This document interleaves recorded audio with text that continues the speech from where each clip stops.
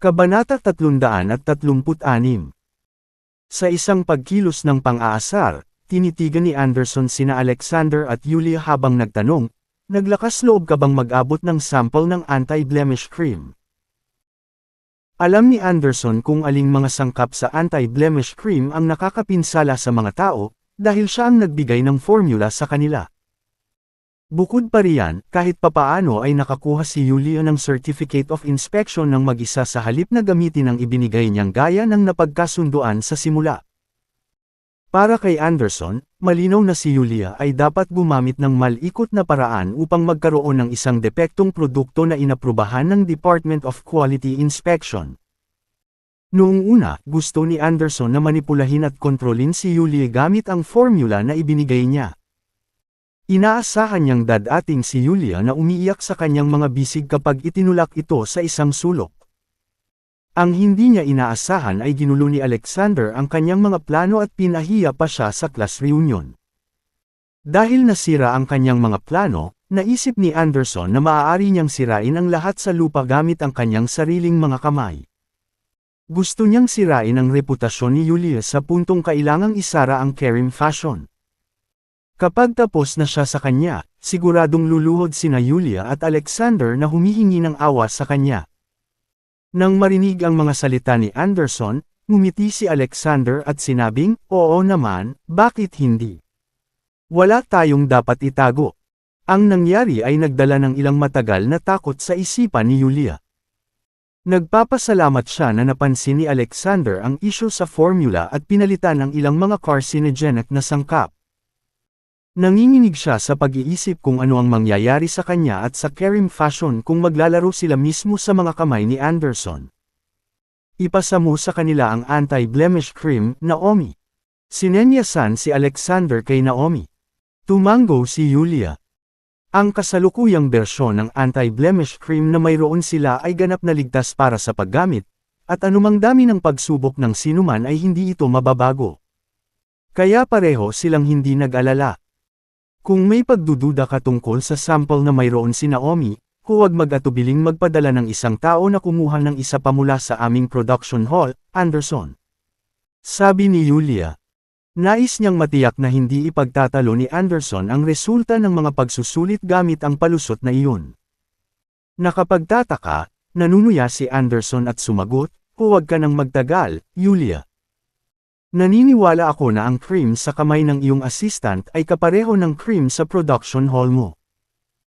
Kung tutuusin, sa mga kakayahan sa paggawa ng Kerim Fashion, naniniwala ako na imposibleng makabuo ka ng mas magandang anti-blemish cream sa maikling panahon." Natutuwa akong marinig iyon. Hayaan. Magsisimula na sila. Sabi ni Yulia habang tumatango. Narinig ang pagtitiwala sa boses ni Yulia, natigilan si Anderson. Nagulat siya na hindi na sila umatras sa paggawa ng mga pagsusulit. Imposible. Tiyak na nabulag sila sa kanilang kaiabangan. Siya ang nagbigay sa kanila ng formula kung tutuusin. Mabilis na nalaman ng pangkat na bumubuo nito na maaaring magdulot ng cancer ang produkto. Ito ang dahilan kung bakit hindi napunta sa mass production ang cream sa unang lugar. Gumastos si Yulia ng $200,000 para bilhin ang formula mula sa kanya at nagsimula pa ang produksyon sa parehong hapon. Ang anti-blemish cream na mayroon sila ngayon ay tiyak na kapareho ng cream ayon sa kanyang formula. Kinuha ng mga opisyal mula sa Department of Quality Inspection ang cream mula kay Naomi at agad na nagsagawa ng mga pagsubok dito. Bawat isang reporter sa eksena ay may kanilang mga kamera na nakatutok sa mga opisyal habang sila ay nagtatrabaho.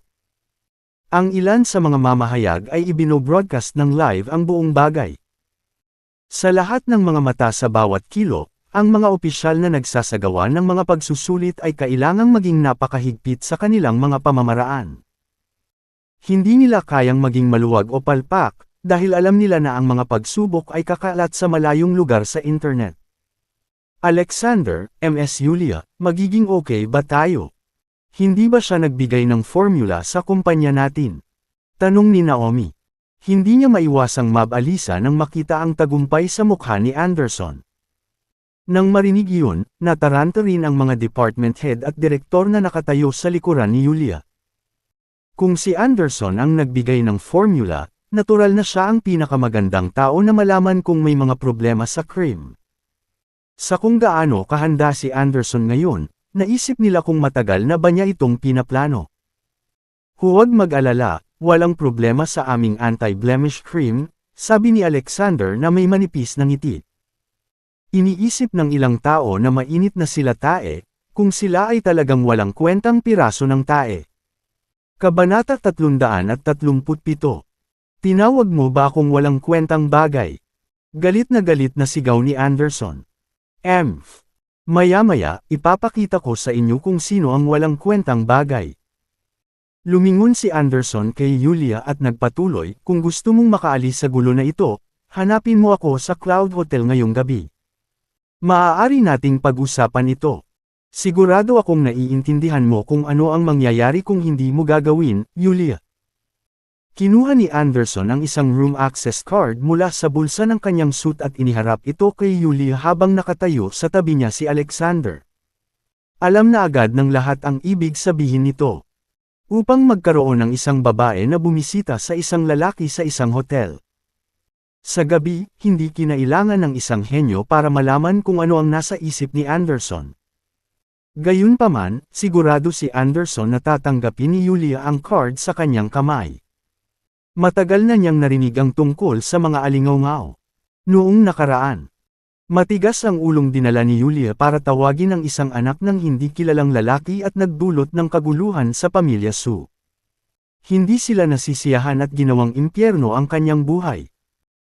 Kung malugi ang Kerim Fashion sa kamay ni Yulia, walang duda na pipilitin ng pamilyang Su na alisin si Yulia sa negosyo ng pamilya kung mangyayari iyon, kailangang hanapin ni Yulia magtrabaho sa labas, bukod sa pag-aalaga sa kanyang anak. Naniniwala siya na magpupumilit si Yulia na matugunan ang mga pangangailangan ng kanyang anak, lalo na ang sarili niya. Ito ay isang sitwasyong tiyak na hindi gugustuhin ni Yulia. Kahit na hindi ito para sa kanyang sariling kapakanan, tiyak na pagbibigyan siya ni Yulia para sa kapakanan ng kanyang anak.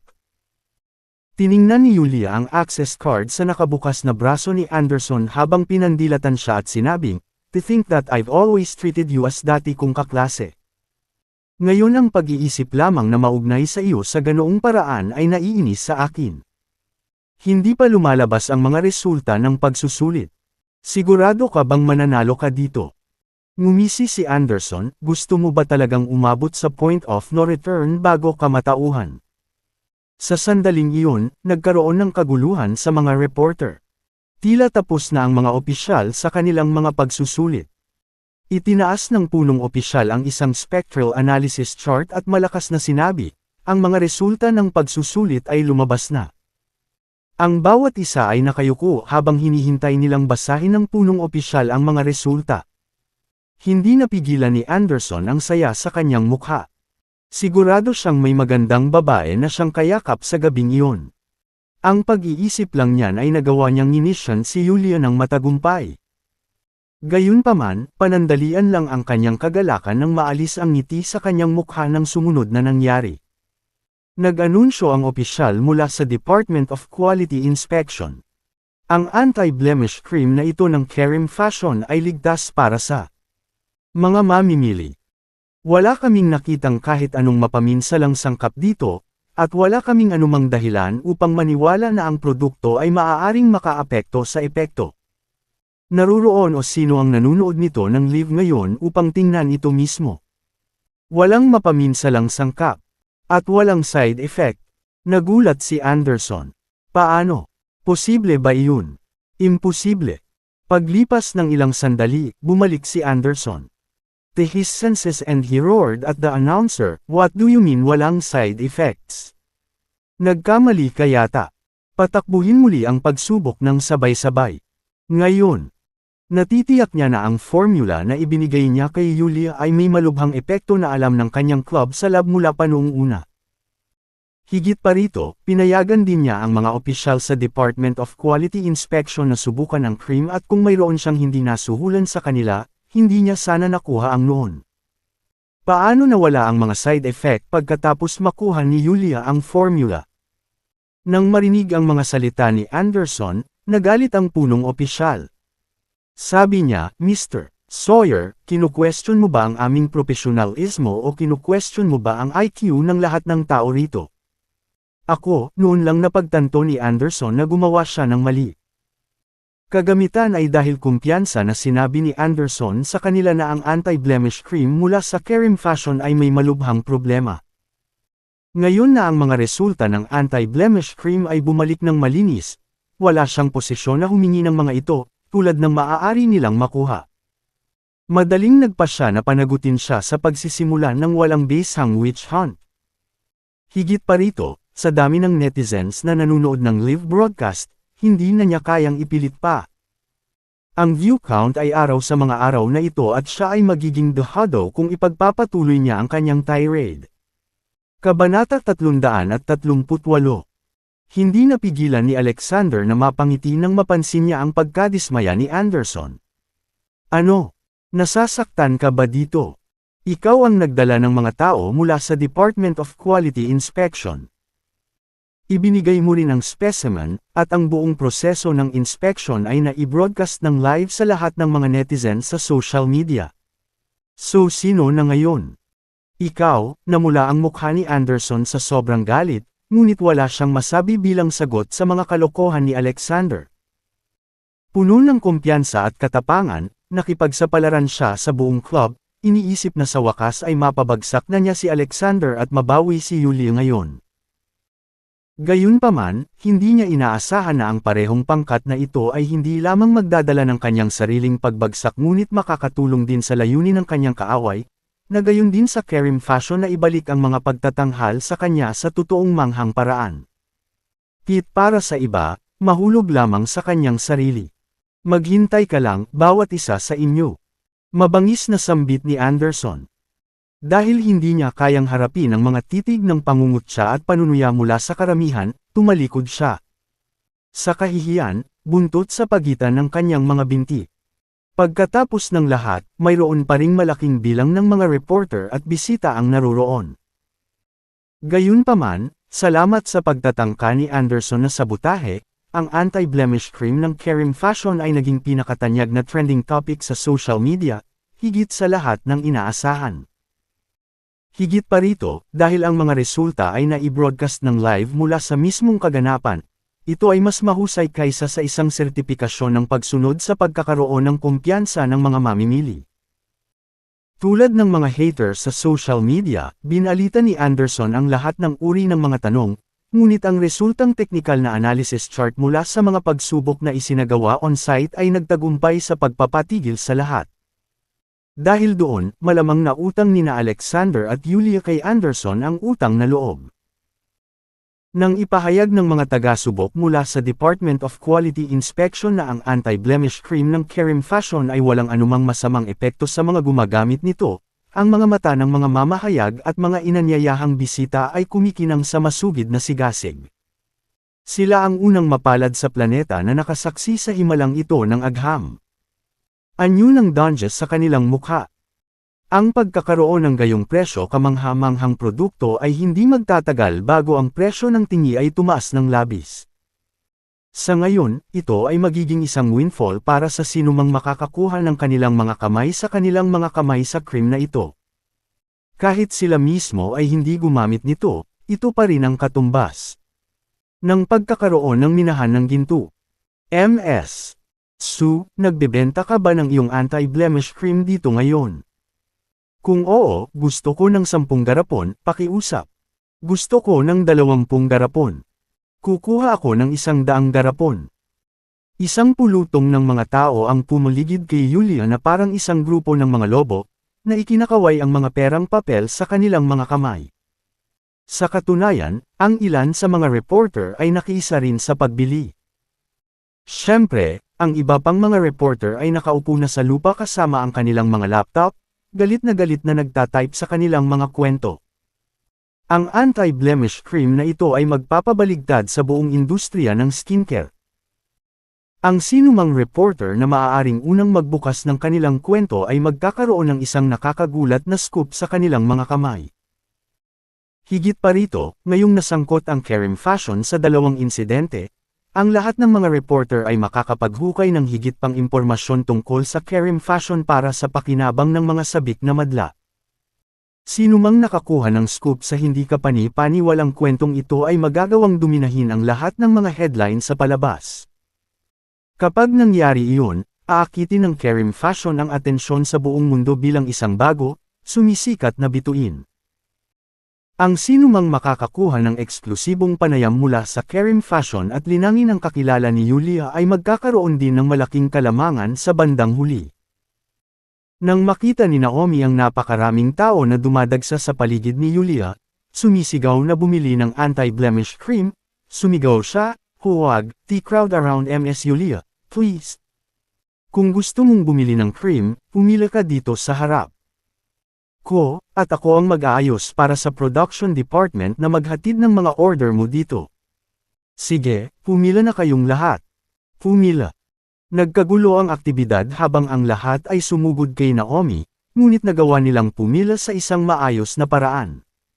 Nakahinga ng maluwag si Yulia nang makita niya ito. Siyempre, labis siyang natuwa nang makita ang gayong masigasig na tugon. Ang hindi mangyayaring pangyayaring ito ay hindi nauwi sa sakuna. Sa katunayan, hinailan nito ang Kerim Fashion mula sa isang napakastiki na sitwasyon. Mula ngayon, ang sinumang mauunawaan ng mga netizen sa social media ay magiging matatag sa panig ng Kerim Fashion. Anumang mga haters at troll na sumusubok na siraan ang kumpanya ay babarilan mismo ng mga netizens. Higit pa rito, ang siglang nabuo ay gagawin ang Kerim Fashion na hindi pa nagagawang mainit na trend. Habang nagte-trend ang kumpanya, mas maraming ibebenta ang mga produkto nito, at tataas din ang halaga ng tatak nito. Ang langit ang limitasyon sa kinabukasan ng Kerim Fashion. Tumingin si Yulia kay Alexander at sinabing may taos-pusong pasasalamat, "I'm so ang swerte mo sa akin, Alexander." Kabanata 339. Ang mga pakikipagsapalaran sa negosyo ay parang mga larangan ng digmaan. Mas madalas kaysa sa hindi, ang kaluwalhatian at kapahamakan ay pinaghihiwalay lamang ng pinakamagagandang linya. Kung si Alexander ay wala pa sa kamay upang matuklasan kung ano ang mali sa formula para sa anti-blemish cream, si Yulia ay nabiktima sana ng malisyosong bitag ni Anderson. The resulting consequences would have been unimaginable. Yulia's mind was still on her makitid escape when she felt Alexander slipping an arm around her waist. Bago pa siya makapag-react, yumuko siya at mariing bamulong sa kanyang tainga. "Hindi ba ako karapat-dapat sa isang uri ng gantimpala para dito, Ham?" Ganyan ang ugali niya ng napakaraming reporter at mga imbitadong bisita ang naruroon, bilang pati na rin ang mga staff at empleyado ng Kerim Fashion. Ang biglaang pagpapakita ng intimacy ni Alexander ay hindi inaasahan at medyo sobra para kay Yulia. Siya ay nagbigay ng hindi sinasadyang panimula at nagmamadaling itinulak siya palayo. "Sabihin mo kung ano ang sasabihin mo, pero huwag kang masyadong lumapit sa akin, hindi sa harap ng napakaraming tao." Gayunpaman, sinagot ni Alexander ng walang katotohanan, "Ano? Kung kukunan tayo, mas maganda. Gusto kong malaman ng lahat sa Cloudtopia na asawa kita." "Alexander, ikaw. Hindi ba pwedeng medyo hindi ka halata?" Napahiya si Yulia kaya namula siya, ngunit hindi niya napigilan ang mainit na pakiramdam ng kaligayahan na damapo sa kanya. "Kung gayon, ano ang gantimpala ko?" Masamang pang-aasar ni Alexander. Umiling si Yulia, irresolute sa loob ng mahabang panahon bago niya tuluyang inipon ang lahat ng lakas ng loob at nagtanim ng napakabilis na halik sa pisngi ni Alexander. "Napaka-rascal mo." She prostedly coquettishly, her face as red as a hinog tomato. She has actually kissed Alexander in front of so many reporters and just as many of her employees, no less. Marahil ito ay hindi malaking bagay para sa karamihan ng mga kababaihan, ngunit ang kanyang mga nasasakupan ay maiiwang nakanganga sa pagkamangha kung makikita nila siya. Ang kanilang dominanteng CEO, ang mapagmataas at mapagmalasakit na diyosa na iyon, ay kumikilos na ngayon bilang isang mag-aaral na babae dahil sa isang lalaki. Itinuturing ng karamihan na siya ay mapalad. Na ang sabi, lahat ay may karapatan sa pagkakaiba ng opinyon. Gayunpaman, walang intensyon si Alexander na pakawalan si Yulia ng ganoon kadali. Imbes na pakawalan siya, hinayla pa siya nito palapit, umiling-iling. Gayunpaman, hindi iyon ang gusto ko, malungkot na sagot niya. Ano ang gusto mo kung gayon? Hindi maiwasang magtanong ni Yulia sa kabila ng kanyang sarili. Isang bakas ng init ang panandali ang sumiklab sa mga mata ni Alexander. Gusto kong marinig na tinatawag mo akong mahal, araw-araw. Gusto ko ring pumunta sa katabi mong kwarto at magkasama buong gabi at araw. Alam mo naman ang ibig kong sabihin, di ba? Mas naging masigasig ang boses niya bilang nagsalita. Nang malapit na siyang magpakasawa sa isang napakakaaya-ayang paglipad ng magarbong, bigla niyang naramdaman ang matutulis na mga kuko na tumusok sa kanyang baywang. Aw! Huwag sa harap ng napakaraming tao, mahal. Mag-iwan man lang ako ng dignidad. Nagmamadaling humingi ng paumanhin si Alexander, pinananatiling mahina ang kanyang boses. Inilibot ni Yulia ang mga mata sa kanya at inabot niya ang kanyang earlobe na parang ginagawa ng isang ina sa isang maling bata. I apologize. Sorry mahal. Ang huli ay wishful thinking. Huwag mo na lang pansinin. Nagulat si Alexander kaya paulit-ulit siyang humihingi ng tawad.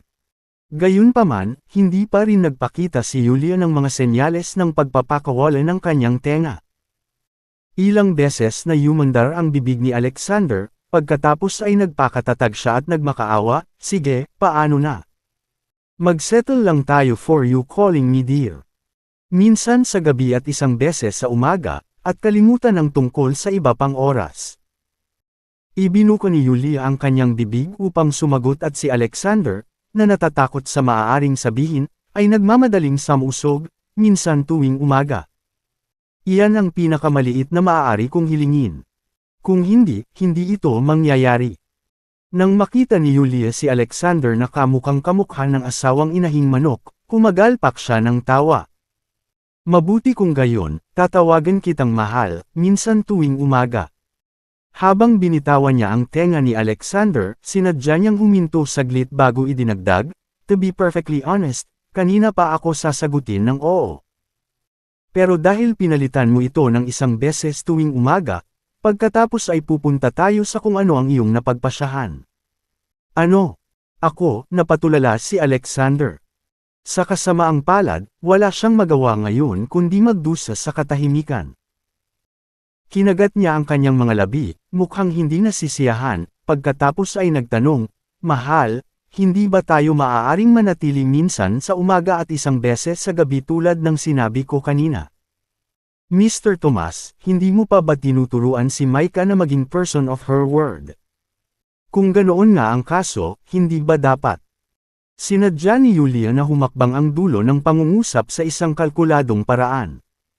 Kabanata 340. Siyempre dapat maging ehemplo ako kay Micah. Dahil ako ay isang tao ng aking salita, susundin natin ang sinabi ko ngayon lamang. Inis na inis si Alexander sa sarili hanggang sa mapasigaw. Gayunpaman, si Yulia ay kanyang kamag-anak, kaya't gaano man siya kagalit, kailangan pa rin niyang tretuhin ito ng mabuti. Magaling. Iyan ang espiritu. Tumango si Yulia bilang kasiyahan, ngunit sa loob-loob niya ay naaliw siya na parang gamulong-gulong sa sahig sa kakatawa. Ms. Yulia. Biglang dumaan si Naomi sa mga tao at lumapit sa kanya. Ano iyon, Naomi? Nang mapansin ni Naomi na si Yulia ay nakikibahagi kay Alexander ng isang tahimik at matalik na sandali, naranasan niya ang sandali ng awkwardness. Gayunpaman, dahil oras pa ng trabaho, nagmamadali siyang nagulat, Ms. Yulia, hindi namin maisusuple ang mga tindahan sa pangunahing malls ng aming unang batch ng anti-blemish cream. Ang lahat ng mga taong ito ay nag-order para sa buong lote. Ano? Nawala na ang lahat. Nagtatakang tumitig si Yulia kay Naomi. Dahil hindi tiyak ang kinabukasan ng kumpanya, hiniling niya sa production department na gumawa ng 10,000 garapon ng anti-blemish cream. Kung naging maayos ang press conference at ang paglulunsad, inasahan niyang aabutin ng humigit kumulang 1 buwan para maibenta ang buong batch. Gayunpaman, hindi pa nangyayari ang press conference at ang paglulunsad, at ang kanyang buong stock ng anti-blemish. Na-reserve na ang cream dahil sa mga orders. Mula sa hitsura ng mga bagay-bagay, sa sandaling ang produkto ay inilunsad at napunta sa merkado, ang nagre-resultang hype ay magiging mas malaki kaysa sa naisip niya. Okay, Naomi. Tawagan ang departamento ng produksyon at hilingin sa kanila na gawin ang kanilang makakaya upang makagawa ng mas maraming anti-blemish cream hanggat kaya nila. Pagkatapos nito, hilingin sa departamento ng HR na simulan ang pag-recruit ng mga tao sa lalong madaling panahon. Gusto kong magdagdag ng 2 pang production lines para sa anti-blemish cream. Yes, Ms. Yulia. Hinalungkat ni Naomi ang kanyang telepono, naghahanda upang lumipat sa isang tahimik na sulok at tawagan si Alan, ang pinuno ng departamento ng produksyon. Nag-isip sandali si Yulia, pagkatapos ay itinuro, kailangan nating baguhin ang schedule bukas. Pakipalitan na lang ng business meeting ang bagong paglulunsad ng produkto. Napakahalaga na makahanap ako ng ilang maaasahang kasosyo upang magtrabaho sa aming kumpanya sa lalong madaling panahon. Ang Kerim Fashion ay napakaliit na entidad upang makagawa ng napakalaking halaga ng anti-blemish cream na kailangan. Kung gusto nilang samantalahin ang pagiging mainit na uso ng araw at salakayin ng buong lalawigan at bansa, kailangan nila ng tulong mula sa mga mapagkukunan sa labas. Pagkaalis ni Naomi ay lumingon sa isa si Yulia. Mga pinuno ng departamento. Ang kumpanya ay haharap sa kanilang mga hindi pa nagagawang hamon sa mga darating na araw. Lahat kayo ay aking pinaka may gagawing tauhan. Hindi ko na kailangang sabihin sa iyo kung ano ang dapat gawin. Magiging magaspang ito sa lahat ng sandali, tulad ng nang alam nating lahat, kung ano ang makukuha natin ay kung ano ang ilalagay natin. Pati na rin. Taas ng sweldo para sa lahat ng tao sa kumpanya. Ms. Su, ikaw ang bomba. Wow! Mukhang aabot na ako sa peak ng career ko kasama ang kumpanya. Lahat ng iba't ibang heads of department ay tuwang-tuwa nang marinig nila ang sinabi ni Yulia. Lahat ay mukhang tuwang-tuwa at mataas ang moral. Nang ang lahat ng mga pinuno ng departamento ay nagmamadaling bumalik upang ayusin ang daloy ng trabaho para sa kanilang iba't ibang departamento, si Yulia ay bumaling kay Alexander. Alexander, saan mo imumungkahi na magpareserba para sa gabing ito? Bago pa siya matapos, pinutol siya ni Alexander. Ngayong umaga. Excuse me. Ano? Natigilan si Yulia, nataranta. Dahil naipatupad na natin iyon, hindi ba dapat bumawi ka ngayong umaga? Paliwanag ni Alexander, looking expectantly at her. Pulang-pula ang mukha ni Yulia. Sasabihin na sana niya kay Alexander na imposible siya, ngunit huminto. Naalala na binago niya talaga ang kanyang mga pag-aaral para sa kapakanan niya. Kasabay nito, nahirapan siyang ilabas ang mga salita, kaya medyo nag-atubili siya habang nauutaw sa mahinang boses, Mahal, saan mo iminumungkahi na magpareserba ako para ngayong gabi dahil empty treating everyone to dinner? Sa dulo nito, gusto niyang maghanap ng butas sa lupa at gumapang para magtago. Hindi pa niya opisyal na ikinasal ang lalaki, at iginiit nito na mahal, ang tawag niya rito. Sobrang nakakahiya talaga. Sa tuwid na mukha, itinuwid siya ni Alexander, na nagsabing, hindi lang mahal, mahal ko, alam mo na. Sa takot na baka sumuko siya sa mas maraming pahiwatig ng kanyang baser self, nagmamadaling inayos ni Yulia ang kanyang sarili. Yes, my dear. Noon lamang tumanggo si Alexander bilang kasiyahan at sinagot ang kanyang tanong. Hindi naiwasang pagsisihan ni Yulia ang kanyang sandali ng kahinaan nang makita niya ang mapagmataas na ekspresyon ni Alexander. Hindi siya naging dahilan. Napakalambot ng puso, kaninang umaga ay matagal na ang nakalipas, at walang dahilan para makabawi siya sa pagkukulang. Hindi ito magagawa. Kailangan niyang mag-isip ng isang bagay para pahirapan ang kaawa-awang lalaking ito.